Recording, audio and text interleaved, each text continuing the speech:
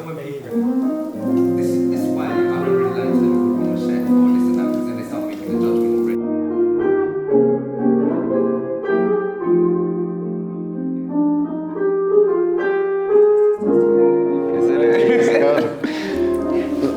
Coming from Colombia, right? What's the misconception of it? The first thing someone will say when it comes to Colombia, they look at you a bit like, oh, okay, cool, nice, exotic. But then the other side to it is just more like, there's always that negative propaganda from the early 90s, which is obviously got to do with drugs and XB1Z. Only now, the country has been viewed in a different light. There's about 5 or 7 restaurants, 50 best restaurants in the world. In Colombia? Yeah, bro. Tourists love coming because of XB1Z. The country is amazing, it's beautiful, a lot of agriculture, a lot of diversity, exotic fruits, animals. Yeah, it's just overall a place where you want to visit.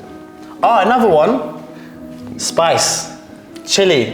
So obviously one of the questions. Oh yeah, the Mexican, because I was saying about Mexico. Yeah, and people think, like people think, because for example, I have something spicy, yeah, and then I was burning my mouth, and then my mate is like, oh, but Ange, but you're Colombian, you don't like spice. I'm like, not really. Like, we like spice for the flavor, but to say like we're putting hot pepper, like Scotch bonnet puree on our dishes, or like to finish off, no. Okay, what's an arepa? It started in Colombia, yeah, but then Venezuelans it had to start in Colombia. Yeah, but then Venezuelans then have their own interpretation of it. But look, we all started as one country, and then everyone just kind of just flourished and done their own thing. Wait, hold on. Venezuela and Colombia started as one country? And Ecuador, yeah. And I think Panama. I think Panama was that as well. Yeah. Oh my God. But we was all called Gran Colombia. So like Venezuelans, they put beef, they put like different things in it, as we put more cheese and dairy products. Okay. But that basically shows the difference in it. No, do you know what you've brought with it? I'm interested because obviously I had a lot of it growing up in Elephant and around Colombian friends and all that kind of stuff, right? But we always used to have the one you buy it in a packet frozen. Yeah, in a packet frozen, and then straight in a toaster with some cheese and stuff. So I'm looking forward because I know you refined everything because I know you're cooking. Wow. You fancy, huh? He's got the flowers, so he's fancy. If someone's got flowers and they got tweezers, they're fancy. Yeah, take it. Today, I'm just gonna do a normal cheese toasty, like 3 cheeses, and it's just one of the variations that we have with arepas. It's like you said, there's ones that you do buy frozen as well that you can just put in a toaster. It's not bad. Is this something you ate growing up? 100%. What? Yeah, breakfast, lunch and dinner. What? Still doing it now. You're still doing it now, isn't it? Yeah, arepas, I think everyone's had it. What's your favourite arepa then? It's a tough one, huh? Types of it, innit? But I think the one I fell in love with was when I went to Colombia recently. I went Medellin. So Medellin is just one of the popular cities in Colombia. It's just amazing agriculture. But obviously I went to Comuna 13. Comuna 13 is where it's like all the slums used to be, where it's still slums, but then they kind of fixed it to make it more touristy and whatnot. So I went there and basically I came across this lady that was doing arepas. But she was putting lots of mozzarella in it, butter, retete, and then she was just cooking them on the plancha. They were melting, but they were getting crispy because of the cheese that was melting and setting. So she took it off, added more queso fresco, which is like basically fresh cheese, and then from that she then finished it off with some condensed milk, which I was like, what the fuck is that? But then ultimately, yeah, it was an amazing one. I had it and I fell in love. Condensed milk with Colombians love condensed milk, innit? Yeah. Whatever it is with cheese, dairy, butter, condensed milk, yeah, it works. What would you do without cows? Yeah, it's true, innit? Oh no, bro. Every time you try to find a salad with Colombian food, it's like lettuce, that's it. Yeah, so like... And a slice of tomato, innit? But lemon, salt, and yeah, that's it. You're good. That's the only salad you get with Colombian food. It's more like, we don't even do like lemon vinaigrettes, it's more just lemon, bit of oil, salt, pepper, yeah. So he's got a restaurant, Shakara, in Baker Street. Baker Street. How would you describe it? Right now? Yeah, so it's like a Afro-fusion restaurant. We was focusing more on West African flavors, but now it's just African as a whole. But we use some Caribbean flavors, French flavors, which is quite cool. What's your favourite item on the menu? My favourite item? Shit or lamb. Shit or lamb, yeah. So shito is a Nigerian exo sauce made from crayfish, a lot of dried sea herb, not sea herbs, shrimp, all these things, crustaceans, cooked down into a paste basically, and then we just turn that to a glaze. We glaze our lamb chops with it, so it gives it the fishiness with the richness of a lamb, with like a miso celeriac puree. It's just lovely. I think Yeah, it was banging. Yeah, the lamb was banging. The lamb was banging, and then do you know what I was saying before as well? When I was telling my friend, is your take on the moi moi, because moi moi, when you get it, moi moi is like a Nigerian dish that is beans, right? And it's normally got like I would have thought it was like corn husk, but it's not, is it? No, it's something else, and it's got like fish in it sometimes. And the way most of the time it has fish and egg. Yeah, fish and egg, right? Yeah. And then the way that Angelo made it, and the presentation of a traditional dish that is not presented in a certain way, it's just like a parcel, right? It was really nice to see the kind of take, but then the taste and the texture, and yeah, with the buttermilk and the oil and them bits, it was just a really nice way to because we see still it. have like the fishiness in it, but not as strong. And then the egg element, we kind of like grate the egg underneath so that it sits and it holds the moi moi up. And then when you pour it and you have it all together, it's just quite amazing. It smells banging, man. What cheese did you use in this? So I use a bit of cream cheese, mozzarella and cheddar. Normally I'll put some brie in it. Ooh, different take, isn't it? Yeah. Ideally with that arepas, you kind of want it to get a little, you know, that little crust. Yeah. It's like a toast, and it just adds to the flavour to the dish. Yeah, man. Because back home, when we cook it, obviously when they sell it, they either cook it and plant it with grills, but then it gives it a griddle mark on it, which gives an extra umami and flavour on the dish. You know, like if you say South American food, right, a lot of people think about just Mexican food, which for me is completely different, right? Yeah. So you know what? I'll tell you my bit, go on. So if someone was like, oh, what is Colombian food, or what should I try? What is the first thing you would tell them to open their gateway for Colombian food and culture to try? Honestly, an empanada.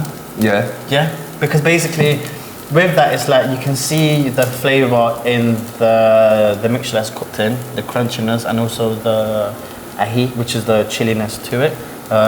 It also gives you an interpretation of who we are, especially with the spice level and how we like to eat our food. And it's just, good quality food, but it's also by the bulk, and it's always by the masses that we eat a lot. So that would be a good intro, and also some arepas. And arepas. Yeah. Empanadas, isn't it? Empanadas. Because you can't go wrong. You got the beef ones, you got chicken ones, and you also got veggie ones as well. You know what? My neighbour made me some plantain and mozzarella ones. Wow. She gave me the box, yeah, and I was like, oh, I'll just try one for now, and then I'll go and do my bits in it. No, I sat there, ate the whole box straight away. Yeah. Because things with empanadas, you can fill them up with quite anything, a lot of things. Yeah. That's what I was gonna say. Do you think it's come from the like English Cornish pasty kind of thing, the empanada? Where do you think that's come from? I'm not too sure, you know. I should have researched that. Yeah, you should have researched. See, I'm not too sure on that one. That's a good one. Because I was saying before, right? Everyone's got their kind of patty or whatever, empanada, whatever, right? But where do you think that the original root of that's from? I thought it was from the English Cornish pasty, but I'm not sure where this could have come from. Is this your own? Alright, so basically this is what I do at my restaurant and also at my pop-ups residencies. It's something I carry quite close to my heart because it's my interpretation of an arepa. But it's got all the things that I love: butter, cheese, milk, a bit of sugar, dairy, so yeah, right. But then also I made it quite savoury where I've folded through some spring onion and chives, and then we're going to finish it off with like a citrus cream, some caviar, some flowers. Oh, this sounds banging. What's your favourite herb? My favourite herb? Coriander. Yeah. Coriander. Yeah, it has to be in it. Coriander. Do you know all A your lot of friends? people don't like coriander. Would you say to people that don't like it, do you think it's their palate, or do you think it's because I they say literally grow have up, like mate. Grow a up. biological mint in their nose? I'm telling you, Grow when they say it up, tastes man. like soap, it's just their palate's not refined enough. You only had 3 in your life that you had to have to cook. Herbs. Herbs. Coriander, chives, thyme. Oh, but I would have picked the same. Yeah, Thyme is something that just adds such a different layer to things, isn't it? Like chives, it gives you like little oniony taste and refreshness, right? Coriander, it alters the flavor on some things, but it just makes it nice overall, my opinion. And then also thyme is just that hard herb that you can't. It's either thyme or rosemary, mate. Are we doing a history lesson here? Where would thyme be from? Italy, no? No, it's not rosemary. They don't use thyme, Basil. do they? Is basil not in Italy? Yeah, basil, Yeah. oregano, and thyme. No, thyme, I think, do you know what? I will pick thyme over rosemary. I think rosemary sometimes is too overpowering, too floral, and too heavy on dishes. It's not as versatile as thyme. Like Do you you know said, what? It's lovely on lamb though. yeah, it's nice on lamb, It's but lovely then on what lamb. else are you gonna put? You're gonna put rosemary in a dessert? Mint. I'm a big fan of caviar and bellinis. Yeah? Love it. I love it. Where does that come from? Where's your fanciness come from? My thing is, what if we had a little bellini with cheese and caviar? Fucking works, yeah? So I was like, do you know what? How can I put a little spin on that, but with my food? And I found that arepas was quite the one, because basically it's corn. It doesn't have much of a taste. You can alter the taste as much as you want, but you can also enhance it. So with that being said, I kind of just meshed them both together, found a medium ground for both, and kind of just incorporate it together and came out with this, which is lovely. So that I kind of turned it into like a cheese toasty. I've also fold through some blitz roasted corn to give the texture. Yeah. Yeah, This is a unique dish, then, right? yeah. This is like The textures are doing that corn thing is great for the texture, isn't it? Yeah. I like that as well a lot. Right, let's do another one then. Oh, this smells good though. So these ones are a bit bigger. You know what? The butter hitting the pan, I'm gonna like. It's different, isn't it? When you taste So this, every bite that you get is gonna like, it's gonna be really lovely. do you know how much food this guy's discovering? Really? Yeah, there's so many things that people are doing or It's actually he's crazy. learning and this and that, so it's something a little bit different. Especially this. If I'm doing baked beans, I have to add bits into it and season it and all this stuff. I don't know how people eat it straight from the tin. What would be a guilty pleasure that people don't expect, like a chef, or they won't think, or that you have that you're like, this? Ah. McDonald's, bro. A Big Honestly? Mac. A Big Mac. After a night out, no, not even a Big Mac. I like a double cheeseburger. No onions, no pickles, and then I'll get a side. Yeah, no. Cheeseburger's not a cheeseburger with no pickles, man. Come on. No, me. No onions, no Yeah, pickles. that's all. I like simple things now. Like, I don't like things over too complicated. It's like, yeah, I've been through my phase of that, but I just like a double cheeseburger with ketchup and cheese. Yeah, I get what you mean about the overcomplicated. When you're working in that as well all the time, innit? Yeah, Sometimes yeah. that's the thing that you want. Like, I just want simple food, so I'll have that with 6 piece nuggets. Not that too bad. I'll get home, I'm hungry, I ain't cooking. 1, 2 in the morning, listen, I'm calling up. I mean, I'm ordering because you can't call up. Right? But yeah, I know what mine is, bro. Straight to Morley's. Fried chicken, oh my gosh. Wings, straight. And the thing is, yeah, only Morley's you can eat the chicken with no sauce. If you go to a different chicken shop, the flavor's not the same. You cannot eat it with any, like you have to have sauce. But Morley's, and then what Morley's, yeah? Which Morley's? I can't. Like, Mine was Brixton. Yes! Yes! that's because you were around there. That's why. Look how quick you were. Yeah. We're not shown or taught, right? In that direction. So what is it that made you, all right, let's stop for his piping. Watch this master. Go on. What? Now I'm busy watching you. Piping work is hard. Yeah, it's alright. Yeah, it's alright for you and easy for you. Yeah, too much pressure. Yeah. Yeah, I like this piping style though. But what you were saying, what got me into cooking? Yeah, what opened up your eyes to firstly go into cooking and then secondly take it further in your career? Alright, my mate done the whole Jamie Oliver apprentice program. 15. 15, yeah. Yeah. He came out of jail and there wasn't much for us to do. So then when he came with a plan of, look, let's just do this, for me, it was a case where like, I liked it. Why? Because our parents are, they're all immigrants, right? So then I'm used to seeing my parents waking up early, finishing work late, doing graveyard shifts, X, B, Y, and Z. So for me to go into that was like, oh, okay, cool, I kind of understand this, but I didn't know what I was getting myself into. Started cooking, started doing the whole apprenticeship. Hated it, not allowed to hate it. The whole concept of someone telling you what to do, where and what, knowing that I didn't grow up like that, apart from my parents, it was like, right, what is this? No, it is. You have to adjust yourself. It's challenging. Yeah. It's challenging, especially from like, coming from a background where you're a rebel, do you get it? So like, with that, it's... Was you a rebel? I thought Me? you was an angel. You look like I thought you was angelic, bro. Yeah, so like, I found that bit hard, but then I kind of fell in love with cooking because it was like, I then related it to certain things that I was doing in my previous life, and it's like, look, if it's not 10 out of 10, it's not leaving the kitchen. It needs to be at a certain standard, a certain, you know, you got to carry yourself a certain way, and then after that, for me, it was a case where, yeah, I liked the hard kitchen, went to fine dining, and then didn't look back since. Obviously, it was a hard transition from cooking to explaining and talking to people, because that's the issue that a lot of chefs have right now, where fucking great, they're brilliant cooks, brilliant chefs, but they wouldn't know how to explain a certain dish unless it's someone else's dish, and it's breaking that barrier. I think creating a story, and when you're speaking to people, it gives them more understanding. They taste food, your food, in a different way. Yeah, yeah. Without the understanding, you can put this plate down in front of someone, tell them the ingredients, but they're not gonna see it and taste it in the same way when they understand you, your story, and where the dishes come from, right? Right. So.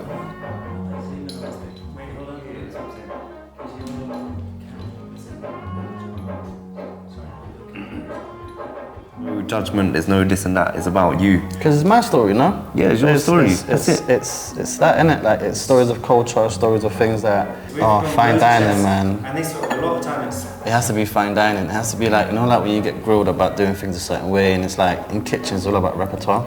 And it's like, you can't fuck up, you can't mess up certain things, and it's like, all of that gets installed into you, and whether you're doing 20 hours a day, 5 days, 6 days a week, like, at some point it becomes part of you. That's why it's very vital for chefs to go to good restaurants, work under great chefs, so you can implement that on your day-to-day cooking. Yeah. You know, as consumers, we eat with our eyes. Yeah, something we see nice, like, oh, do you know what? That's lovely. I want to try it. Ultimately, the reason why I done two is so you can see where the inspiration comes from, which is the normal arepas, and then this one here is just a little bit nicer because it has more delicate touches. It's got the cream cheese, it's got the caviar, it's got the coriander, it's got the edible leaves, and basically the reason why is just it just looks like a nicer plate, a nicer. I genuinely love people that inspire, aspire, and genuinely come from any type of background, whether it's hardship or not, but you just come with your own original things, because at the end of the day, what else can we take when we die? Nothing but just what we leave behind, right? Yeah. Who we inspire, how we do it.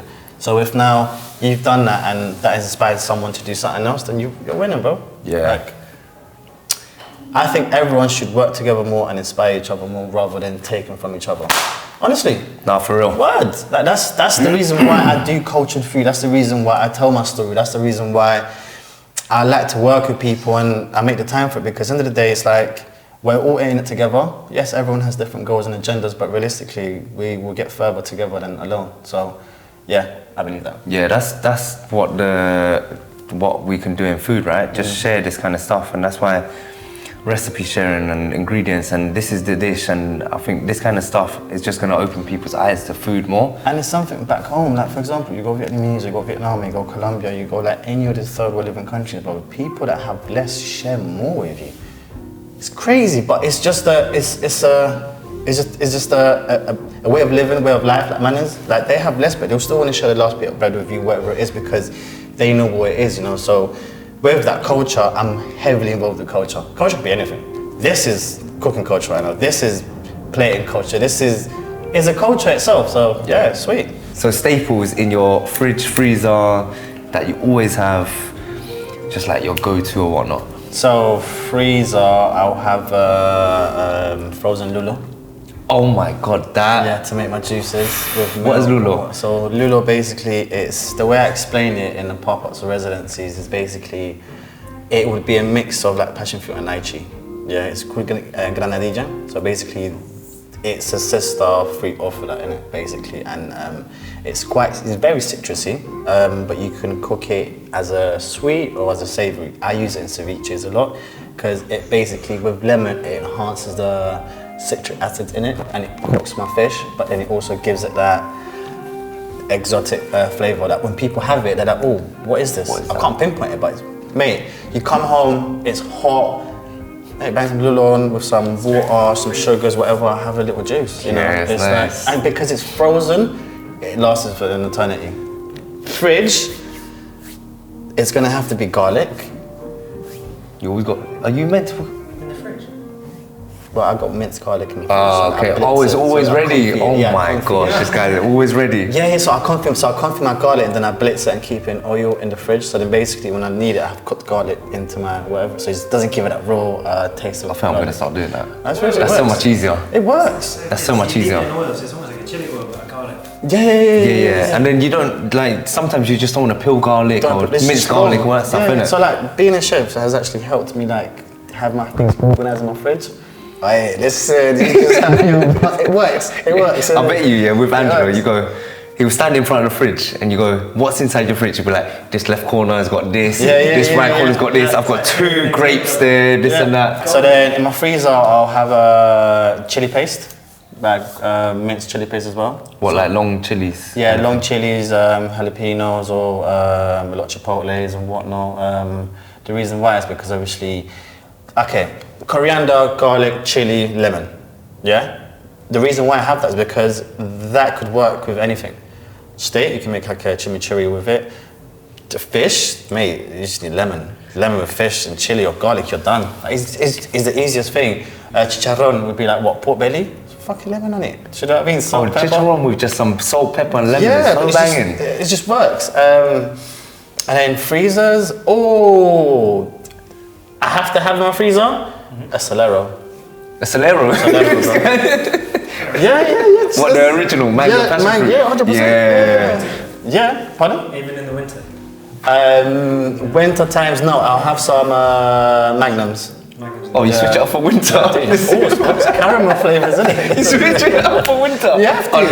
You know the little purple midnight pack, Oh, innit? you have to. You know what I mean? And some cafe lime leaves, because I really like that.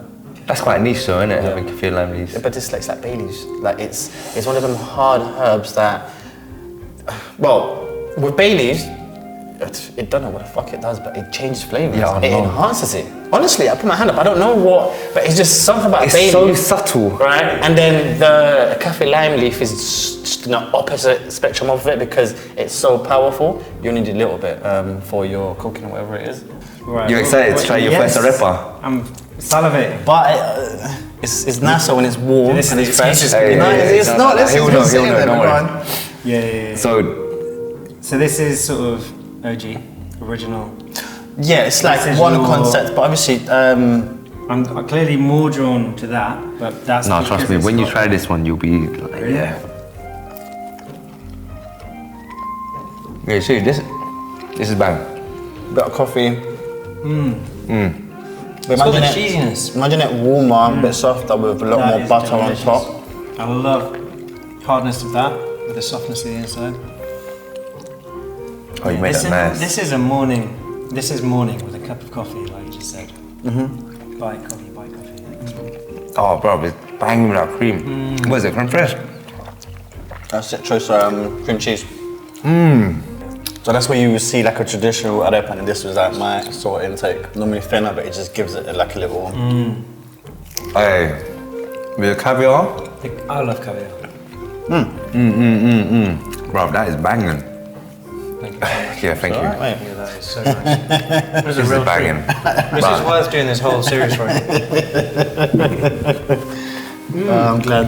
I can't live with you, man. I get fat. That'd be bad, wouldn't it? Can you imagine?